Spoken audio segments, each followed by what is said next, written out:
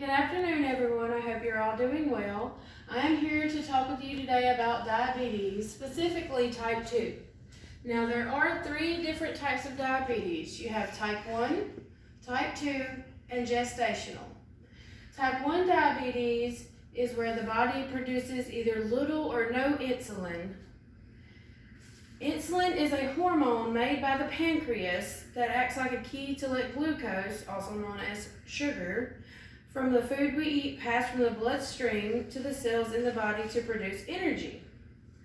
Type 2 diabetes, which accounts for 90% of all diabetic cases, is where the pancreas produces insulin, but it's not used properly by the body. As you can see here, for type 2 diabetes, food enters the stomach and is converted into glucose. And then glucose enters your bloodstream, triggering the pancreas to produce insulin. Your insulin enters the bloodstream, but fails to move glucose into the cells, causing excess glucose and buildup in your bloodstream, making your sugar higher than normal. People with type 2 diabetes, like I said before, they produce insulin, but it's not used correctly by the body. So therefore, your sugar is going to be higher than a normal person's. All carbohydrate foods are broken down into glucose in the blood, and the insulin helps the glucose get into the cells. People with type 2 diabetes, where's my little chart here? Their blood sugar for fasting is over 126.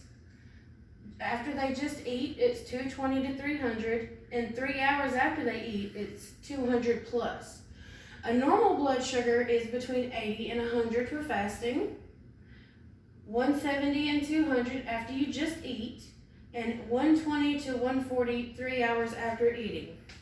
Now, a pre-diabetic is someone who's not quite diagnosed yet, but not necessarily not a diabetic. Their numbers range from 101 to 125 fasting, 190 to 230 after just eating, and 140 to 160 3 hours after they eat. Having too much sugar in the blood is pretty serious. It can cause you to have health problems. It can damage the vessels that supply blood to vital organs, which increases the risk of heart disease, stroke, kidney disease, vision problems, nerve problems. Lots of problems, really.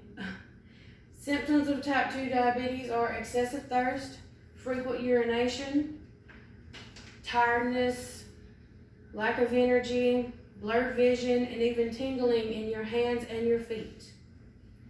If you or someone you know is diagnosed with type 2 diabetes, it's not necessarily the end of the world. There's just going to have to be some major lifestyle changes to be made. For example, if you smoke, you're going to have to quit. You're also going to have to change your eating habits. You're going to have to eat a more healthy, balanced diet. Some foods to avoid are sugar-sweetened beverages like your Cokes and your Pepsis, things like that. Can't have it, no more.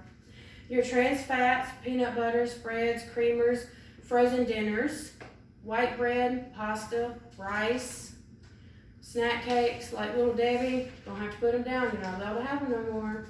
Chocolate, pretty much. If it's something you like, you can't have it anymore because it's not good for you. Also, being physically active helps people with type 2 diabetes, even if it's just going for a walk, going for a jog, riding on a bicycle, swimming, anything to keep you moving and burning calories and whatever it is that you need to do. If you are diagnosed, a doctor may prescribe you a medication such as metformin. It's a very popular medicine that they use for people with type 2 diabetes. Now, metformin reduces your insulin resistance and it allows the body to use its own insulin more effectively. Also, a doctor may recommend you using a glucose meter, which is a meter that tests the amount of sugar in your blood. You have your meter, you have your strips, and your lancets. Now I'm going to show you a demonstration. You see I have my meter, I have some lancets, and I have my strips, which are in here. You take a strip out, take your meter, turn it on, okay? Now they make different types of lancets. They have some, like this one, you stick it down in there and just poke your finger with it. I, myself, use the disposable, just twist the top off. Now, what you do is you will have to clean your finger because any oils or dirt or anything on your finger will give you a false reading. Take your strip, stick it in your machine, take your lancet, just press a little bit on your finger, squeeze it a little bit. You're gonna poke it, you're gonna get a little bit of blood. It's gonna go on your strip. And right now the meter is reading how much sugar is in my blood.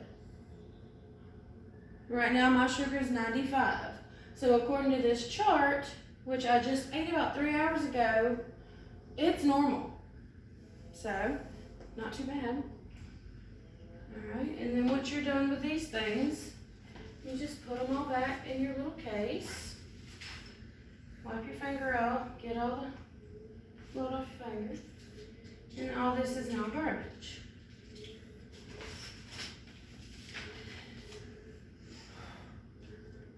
Preventing yourself or someone you know from getting type 2 diabetes is easier than you think.